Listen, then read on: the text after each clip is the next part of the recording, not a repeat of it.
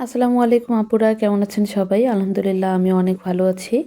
মেহার জন্য একটি জামাতে আমি হাতের কাজ করেছি। এটাই ওর জন্য করা ১ম হাতের কাজের জামা। তো জামাটার ডিটেইল আপনাদের সাথে একটু শেয়ার করছি। নিচের দিকে আমি এভাবে ২ ইঞ্চি মতো ঝুল দিয়েছি। জামাটি খুবই সিম্পল এবং ঢিলাঢালা করেছি বাসায় পরে থাকার জন্য এবং গরমের জন্য এরকম জামাই ভালো। তো এখানে আমি বুকের দিকে একটু কুচি করে দিয়েছি আর হাতাটা একটু ঢিলা রেখেছি।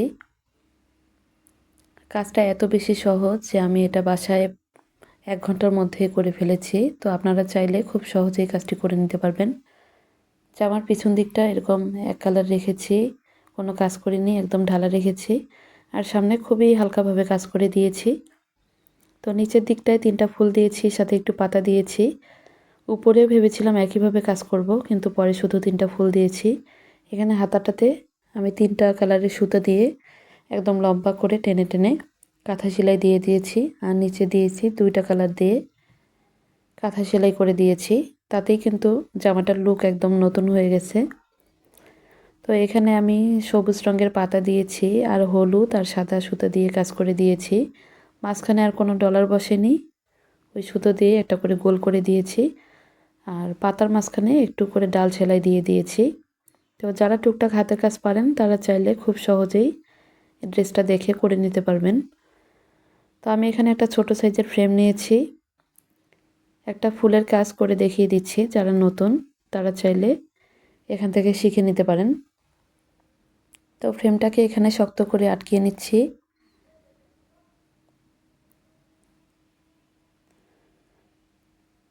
একটু কাজ বাকি ছিল, ভাবলাম আপনাদের সাথে একটু শেয়ার করি।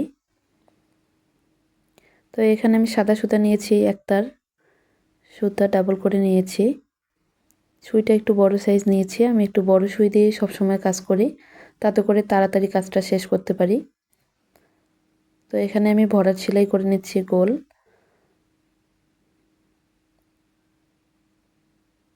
ফুলটা আমি এখানে এঁকে নিয়েছিলাম, কিন্তু ক্যামেরাতে কেন জানি দেখা যাচ্ছে না ভালোভাবে।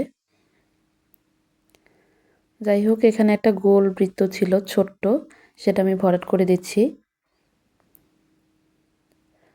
নিচে যে পাতার ফুল দিয়েছিলাম সেটারই শুধু ফুলগুলো হবে এখানে, উপরে আর পাতা দিব না, তাহলে একটু ঝাপসা লাগবে। তো ছোট্ট একটা গোল ভরাট করে নিলাম।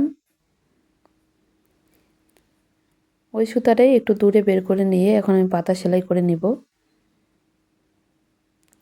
ক্যামেরাতে ড্রেসটা যত সুন্দর লাগছে বাস্তবে কিন্তু তার থেকে আরও বেশি সুন্দর। তো আপনারা চাইলে অন্য কালারের ড্রেসের মধ্যে অন্য কালার সুতা দিয়েও কাজটা করে নিতে পারবেন। তো মেহার এই ড্রেসটা আমার একটা ড্রেসের সাথে ম্যাচিং করে বানিয়ে নিচ্ছি। আপনারা চাইলে আমার চ্যানেলে সেই ভিডিওটাও দেওয়া আছে, এরকম কালারের একই সুতো দিয়ে আমি আমার জন্য একটা কামিজ করেছিলাম মনের জন্য, সেখানেই ম্যাচিং করে করে দিচ্ছি। তো চাইলে ওই ভিডিওটাও দেখে আসতে পারেন। তো ছোট্ট ছোট্ট করে এখানে আমি পাতা সেলাই দিয়ে নিচ্ছি। পাতাটা আমি 2 কালার দিয়েছি, সাদা সুতা দিয়ে কয়েকটা করেছি একদম কাঁচা যে হলুদ কালারটা, বাসন্তী কালার, ওইটা দিয়ে করেছি। তো এই তো ছোট ছোট করে পাতা দিয়ে দিচ্ছি। সাদা সুতা দিয়ে আমি এখানে 4টা পাতা দিয়েছি। এখন হলুদ সুতা দিয়ে বাকি পাতাগুলো করে নিচ্ছি।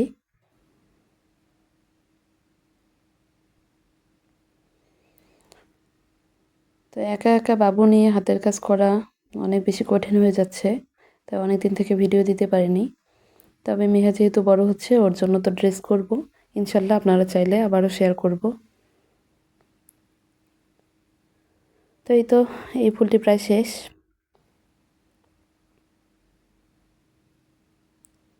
আর একটা পাতা করে নিলেই ফুলটি কমপ্লিট হয়ে যাবে।